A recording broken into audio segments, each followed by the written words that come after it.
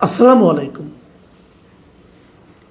প্রিয় দর্শক, সরকার আরও 5টা সিটি কর্পোরেশনে প্রশাসক নিয়োগ করেছে। আগে 6টা ছিল, নতুন করে আরও 5টা সিটি কর্পোরেশনে প্রশাসক নিয়োগ করেছে। এবং বলা বাহুল্য, আগের 6টার মতো এই 5টাতেও সম্পূর্ণভাবে বিএনপি দলীয় নেতাদের নিয়োগ করা হয়েছে।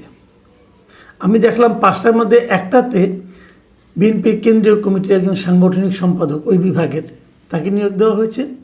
আর বাকি 4টাতে ওই এলাকার মহানগরী অথবা জেলা ওরকম বিএনপির সাধারণ সম্পাদক বা সদস্য সচিব এদেরকে নিয়োগ দেওয়া হয়েছে। তার মানে 11টা সিটি কর্পোরেশনের সব জায়গায় এখন বিএনপির লোকজন প্রশাসক হিসাবে নিয়োগ পেল। এই বিষয়টা কি দাঁড়ালো? এটা কি ভালো হলো নাকি মন্দ হলো? এটা নিয়ে একটু কথা বলতে চাই। প্রথম যখন 6টা সিটি কর্পোরেশনে প্রশাসক নিয়োগ করা হয়েছিল, আমি তখন এটা সমালোচনা করেছিলাম যে এই দলীয়করণের তো কোনো প্রয়োজন ছিল না। আপনারা দ্রুত নির্বাচন দিয়ে দিতেন, আর নির্বাচনের আগ পর্যন্ত যে সরকারি কর্মকর্তারা প্রশাসক হিসেবে ছিল তারাই চালাতো। 1.5 বছর তো প্রশাসক দিয়েই চললো, আর কটা দিন চলতো অসুবিধাটা কী হতো? তাতে অন্ততপক্ষে আপনাদের একটা দলীয়করণের যে বদনাম সেটা আপনাদের গায়ে লাগতো না। এখন আপনারা হয়তো বলবেন, আমরা তো একটু দলীয় সরকার, আমি দলীয়করণ করতেই পারি না। আপনি পারেন না। এটা করলে সাধারণ মানুষের কাছে আপনাদের গ্রহণযোগ্যতা কমবে। আপনি দলের লোককে মনোনয়ন দেন নির্বাচনে, তারা যদি জনগণ তাদেরকে চায় তারা নির্বাচিত হয়ে আসবে। আপনারা তা করেননি। আপনারা যে কাজটা করেছেন অযৌক্তিক। আমি একটা উদাহরণ দিয়ে বলি, ঢাকা উত্তরে যাকে আপনি সিটি কর্পোরেশনের প্রশাসক নিয়োগ করেছেন, এই ভদ্রলোক তো নির্বাচনে হেরেছিল। উত্তর সিটি কর্পোরেশনের যে কয়টা সংসদীয় আসন আছে তার একটা সংসদীয় আসনে উনি পরাজিত হয়েছেন। তো একজন পরাজিত এমপি ইলেকশনে পরাজিত ব্যক্তিকে আপনি আরও বড় জায়গায় এনে বসিয়ে দিলেন। ওনার এলাকার লোক ওনাকে প্রত্যাখ্যান করেছে।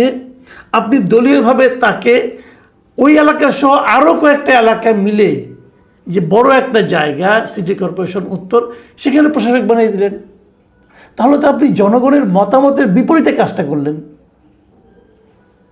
কাজটা কি লজিক্যাল হলো? হলো তো না। দেখেন, আপনারা নতুন সরকার এসেছেন, আপনার সমালোচনা আমি করতে চাই না, কিন্তু এই যে বিষয়গুলো যদি নিজেরা নিজেদের জন্য সমালোচনাকে ইনভাইট করেন, আমরা কি করতে পারবো? এবং এটা ইনভাইট করেছেন আপনারা, এটা কার বুদ্ধিতে হয়েছে আমি জানি না। আমি মনে করি বিএনপি বেশ শুরু থেকে কয়েকটা ভুল করেছে।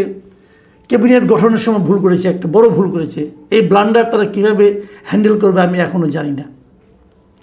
আর এই সিটি কর্পোরেশন নিয়ে তারা পলিটিক্যাল ভুল করতে যাচ্ছে, টোটালি রাজনৈতিক ভুল। আমি আমার মতো করে বলি, আমি যেভাবে বুঝেছি সেভাবে আমি জিনিসটা বলি। এই আপনি যাদেরকে নিয়োগ দিলেন, আমি ধরে নিতে পারি এদেরকে হয়তো আপনারা পরবর্তী সময়ে মেয়র হিসেবে মনোনয়ন দেবেন তো দেবেন, নাহলে তাদেরকে আপনি আগে আনলেন কেন? হয়তো আপনারা ভেবেছেন যে তারা আগে এসে একটু অভিজ্ঞতা অর্জন করবে এবং সেই অভিজ্ঞতার আলোকে তারা হয়তো পরবর্তীতে খুব ভালো একজন মেয়র হবে। কিন্তু সমস্যাটা হচ্ছে, ওনারা যেই দিন থেকে প্রশাসকের দায়িত্ব নেবেন সেই দিন থেকেই ওনাদের জনপ্রিয়তা কমতে থাকবে। গ্যারান্টি আপনি লিখে রাখেন। কেন কমতে থাকবে জানেন? আমি সেটাও বলি। ওনারা মনে করবেন আমরা তো 6 মাস অথবা 1 বছরের জন্য অথবা 7 মাস অথবা 3 মাসের জন্য, যে কদিনের জন্য হোক, আমি তো এখানে এসেছি, আমি তো পরবর্তীতে আবার নির্বাচিত নাও হতে পারি। তাহলে যা কামানোর কামিয়ে নিয়ে এই সময়। এবং ওনাকে যে দেওয়া হয়েছে এটা তো সম্পূর্ণ দলীয় বিবেচনায় দেওয়া হয়েছে। সেই কারণে এই দলের আরও যারা আছে তার নিচের পর্যায়ে নেতা, পাতি নেতা, তারাও কিন্তু বলবে আপনি মেয়র হয়েছেন, আপনি প্রশাসক হয়েছেন, আমাদেরকে বিভিন্ন রকম কাজকর্ম দেন, আমরা কাজকর্ম করি। এই যে দলের নেতাদেরকে উনি সার্ভ করতে যাবেন, ওনার জনপ্রিয়তা কমবে। আমি আজকে এই ঘটনা দেখার পর 3টা সিটি কর্পোরেশনের সঙ্গে আমি ওখানে থাকা বিভিন্ন সাংবাদিকদের সঙ্গে আমি যোগাযোগ করেছি। এবং তারা তিনজনই বলেছেন যাকে যাকে সিটি কর্পোরেশনের প্রশাসক হিসেবে নিয়োগ করা হয়েছে তাদের বিবেচনায় উনি ফিট না, উনি ফিটেস্ট না, মানে ওনার চেয়েও জনপ্রিয়, ওনার চেয়েও যোগ্য ওখানে আরও লোক আছে। এখন তাকে দেওয়াতে গত ইলেকশনে তাদেরকে মনোনয়ন দেওয়া হয়নি, তারা এক ধরনের হতাশায় ছিলেন, সিনিয়র লিডাররা হতাশায় ছিলেন। এখন যখন ওরা ভেবেছিলেন হয়তো সিটি কর্পোরেশনে ওনারা মনোনয়ন পাবেন, কিন্তু এই যে দেওয়া হলো না, দেওয়া না হওয়ার কারণে তারা এখন থেকে ইনঅ্যাক্টিভ হয়ে যাবেন। এর মধ্যে কেউ কেউ তো এমনও বললেন যে ওনারা এত বয়স্ক এবং এত অত্যাচারিত হয়েছেন গত 17 বছরে যে ওনাদের এখন আর মুখ দেখানোর জায়গা থাকলো না। এদের কেউ যদি মির্জা আব্বাসের মতো স্ট্রোক করে বসে তাও কেউ অবাক হবেন না আপনারা।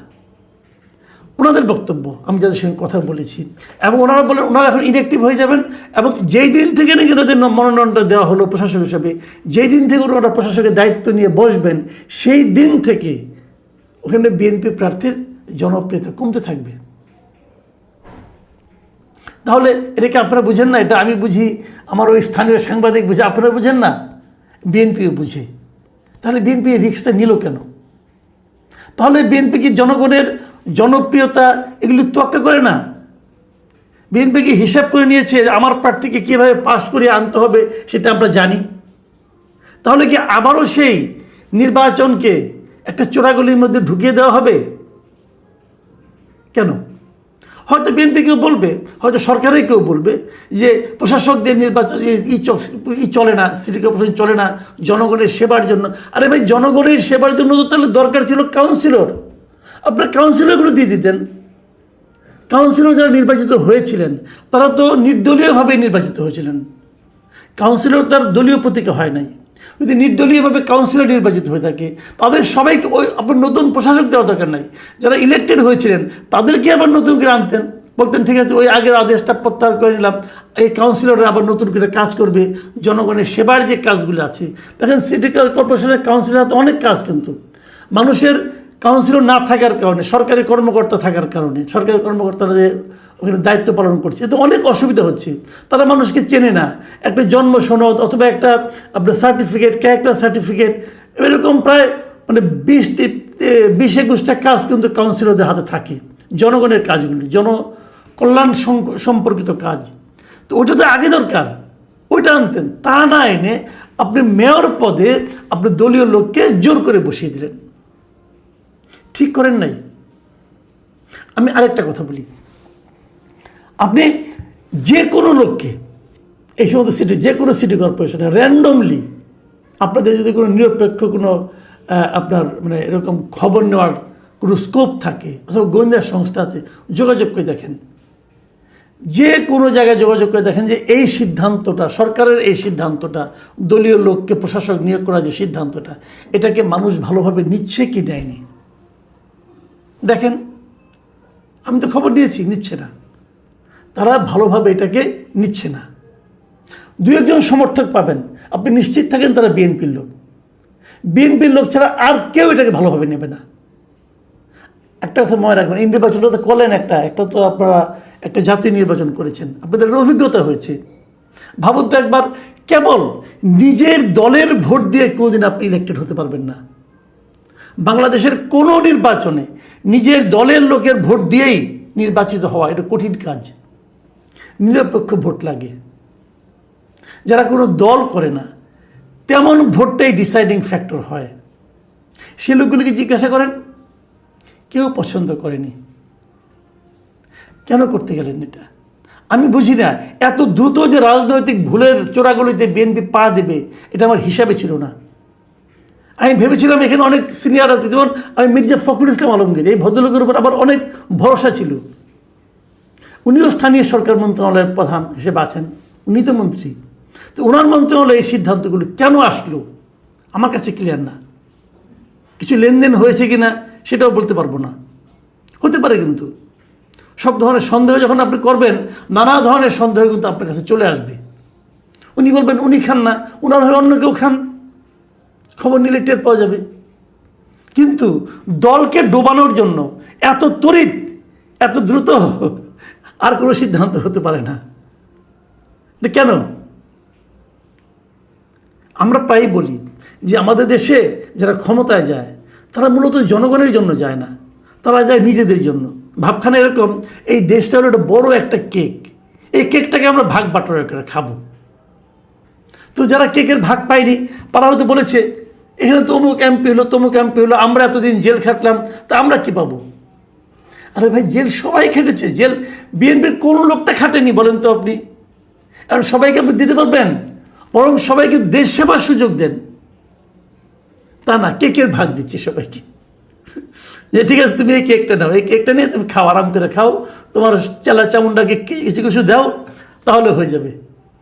কিন্তু এটা কোনো ভালো কাজ হয়নি।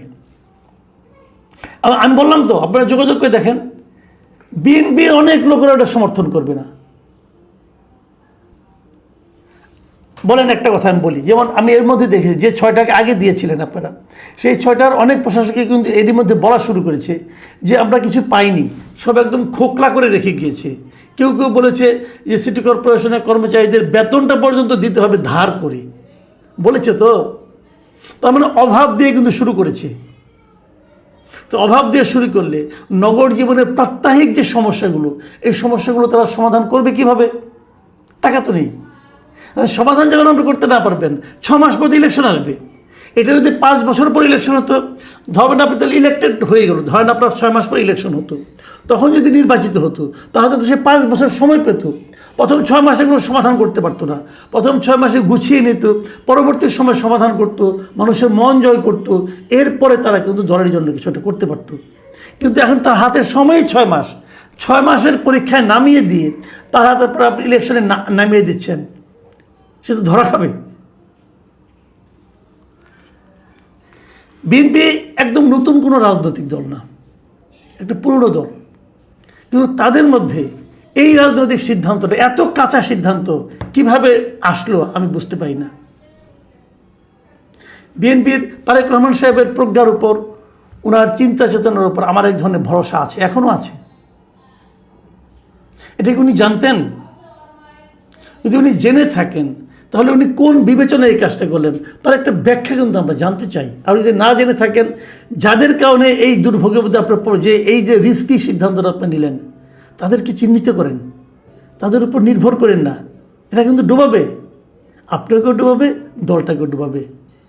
যদি সুষ্ঠু নির্বাচন হয় এবং এই প্রশাসকরা যদি